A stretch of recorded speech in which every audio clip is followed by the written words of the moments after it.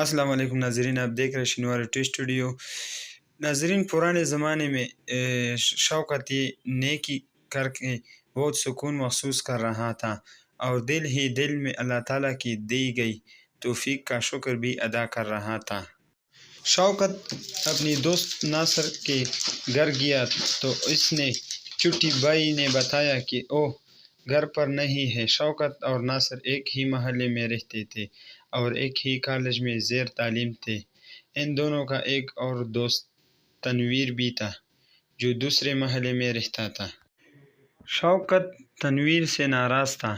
ناصر نے دونوں کی صلح کرانے کی کوشش کی لیکن کامیاب نہیں ہوا پایا۔ واپس جاتے ہوئے شوکت ابھی دوسری گلی میں مزاحی تھا کہ اسے سامنے سے ناصر آتا ہوا دکھائی دیا۔ ناصر نے بھی اسے دیکھ لیا تھا۔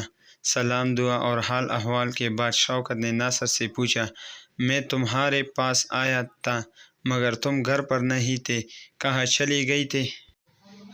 تنویر کے پاس گیا تھا، ناصر نے بتایا تو شوکت کا منہ بن گیا، لیکن ناصر نے اپنی بات جاری رکھی۔ وہ آج کل بہت پریشان ہے۔ ناظرین، کیوں کیا ہوا؟ شوکت نے پوچھا۔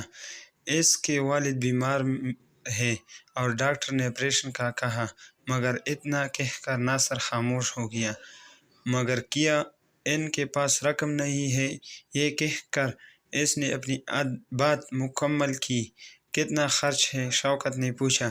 ناصر اسے خرچ بتایا تو شوکت نے کہا، او اچھا، اللہ بہتر کرے گا انشاءاللہ۔ تم دعا بھی کرنا کہ اللہ ان کی حالات بہتر کرے، ناصر نے کہا۔ اچھا، میں چلتا ہوں۔ شوکت اپنے گھر کی طرف مڑ گیا۔ تنویر کے حالات سن کر شوکت پریشان ہو گیا۔ اب اس نے ارادہ کیا کہ نہ صرف وہ تنویر سے صلح کرے گا بلکہ اس کی پریشانی کم کرنے میں اس کی مدد بھی کرے گی۔ شوکت کا تعلق ایک کھاتے پیتے گھرانے سے تھا۔ اس کے والد کی شوگر مل تھی اور گھر میں دولت کی فراوانی تھی۔ اس کے والد بھی رحم دل اور نیک انسان تھے۔ گھر پہنچنے ہی وہ سیدھا اپنے والد کے پاس پہنچ کر ان کے قریب جا کر بیٹھ گیا۔ کیا بات ہے بیٹا؟ پریشان نظر آ رہا ہے۔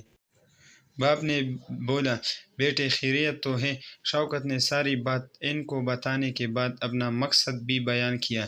یہ سب سن کر اس کی والد مطمئن نظر آنے لگی۔ یہ تو تم بہت اچھا کام کرنے جا رہے ہو، تم یہی رکو، میں آتا ہوں۔ وہ اپنے کمرے کی طرف گئی اور تھوڑی دیر بعد آئی تو ان کے ہاتھ میں ایک لفافہ تھا۔ انہوں نے لفافہ شوکت کو دیا اور کہا، بیٹا یہ لو، اللہ تمہاری نیکی قبول فرمائے۔ شوکت نے لفافہ لیا اور اپنے والد کا شکر ادا کرنے کے بعد ناصر کے گھر چلا گیا اور اس سے تنویر کے گھر چلنے کو کہا۔ ناصر کے چہرے پر حیرت تھی۔ کیا تم صلح کرنا چاہتے ہو؟ ہاں، صلح بھی اور نیکی بھی۔ کیا مطلب؟ میں سمجھا نہیں۔ ناصر چونکا تو شوکت نے اسے بتایا، میں اس سے ناراض ضرور تھا لیکن مجھ سے اس کی پریشانی نہیں دیکھی گئی۔ میں اس کی مدد کرنا چاہتا ہوں۔ میں اللہ کا شکر گزار ہوں کہ اس نے مجھے نیکی کی توفیق دی۔ آؤ چلو۔ وہ تنویر کے گھر کی طرح چل دی۔ تنویر غریب ضرور تھا لیکن وہ ذمہ دار تھا۔ وہ دونوں سے پرتپاک انداز سے ملا اور اپنی حیثیت کے مطابق ان کی خاطر تواضع کی۔ شوکت نے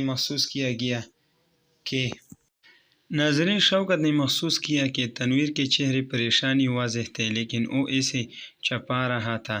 تنویر، میں اپنی ناراضگی ختم کر کے تم سے صلح کرنے آیا ہوں۔ تنویر کے چہرے پر مسکراہٹ پھیل گئی۔ تنویر گوگا مسعود کرانے سے تعلق رکھتا تھا لیکن فارغ دل تھا۔ اس نے فوراً ہی شوکت سے صلح کر لی۔ تھوڑی دیر بعد شوکت نے اپنی جیب سے لفافہ نکالا اور تنویر کی طرف بڑھا دیا۔ یہ کیا ہے؟ تنویر نے حیرت سے پوچھا۔ تمہارا ابو کے علاج کے لیے کچھ رقم ہے، شوکت نے بتایا۔ ناظرین، شوکت نے بتایا، مگر یہ میں کیسے؟ وہ ہچکایا، اس کی سمجھ میں کچھ نہیں آ رہا تھا۔ رکھ لو۔ تنویر ناصر نے کہا، اللہ نے شوکت کو نیکی کی توفیق دی، تم بھی یہ قبول کر لو اور اس کی نیکی ضائع مت کرو۔ تنویر ایک بار پھر ہچکایا، لیکن اس نے نم آنکھوں سے لفافہ لیا۔ شوکت، میں اللہ تعالیٰ کا شکر گزار ہوں کہ اس نے مجھ تم جیسے دوستوں سے نوازا ہے۔ یہ کہتے ہوئے آنسو تنویر کے رخسار سے لٹپٹا کر اس کے لباس میں جذب ہو گئی۔ ناظرین، میں بھی اللہ تعالیٰ کا شکر ادا کرتا ہوں کہ اس نے مجھے نیکی کی توفیق عطا فرمائی۔ شوکت نے سنجیدگی سے کہا، یہ میری خوش بختی ہے اور اس دنیا میں بہت کم خوش نصیب ہوتے ہیں جنہیں اللہ تعالیٰ نیکی کے لیے منتخب فرماتے ہیں۔